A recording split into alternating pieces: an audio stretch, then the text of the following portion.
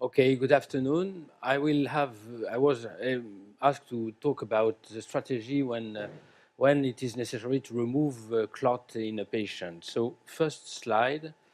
This is a patient, a young patient coming in the emergent room with severe edema of the thigh and with a clot in the femoral and iliac vein, as you can see here. Why is it necessary to remove the clot in this patient? As we all know, the medical treatment is available to avoid the DVT extension, the redux, and PE, but it's not interesting to avoid the risk of post-traumatic syndrome.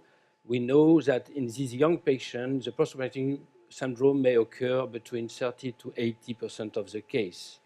And we also know from some studies that if the clot is placed in the lower limb, it's only 30% of risk of moderate to severe PTS, but it can be up to 45% in case of long clot. It's the same with this second series, showing that in a young patient, after 5 to 10 years, a severe post-traumatic syndrome responsible for edema, venous claudication, and sometimes ulcer can occur along the life.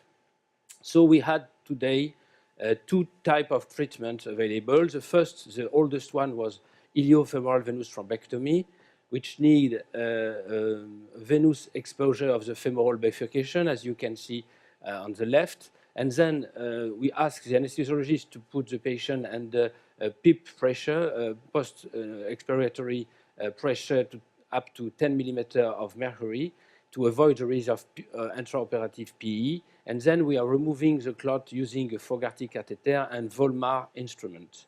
For the lower part of the clot, we are, in order to avoid the risk of damaging the valves, we are squeezing the muscles and removing the clot through the groin.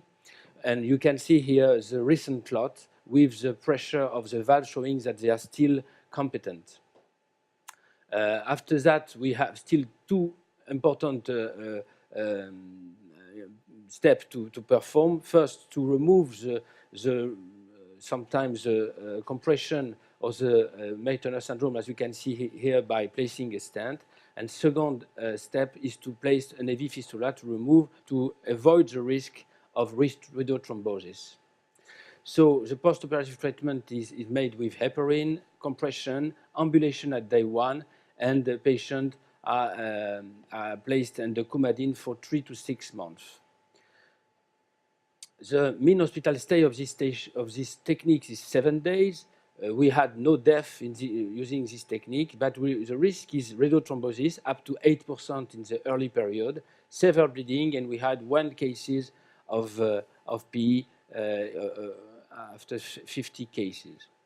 Okay, so what is important with this technique is that after 10 years, we had 84% of iliofemoral venous patency, and also we had up to 65% of valves competence after 10 years, which is an important number to remind for the other techniques.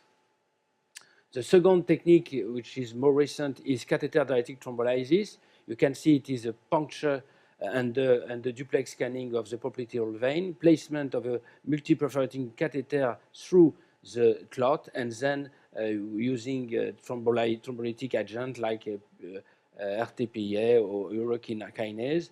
It can last up to 60 hours, and it's responsible for, in some cases, you have complete, but most of cases you have incomplete resolution of the clot. You also have the risk of major bleeding, sometimes locally and sometimes GE or neurological bleeding, and sometimes the risk of PE if you're not placing a filter before the procedure. So the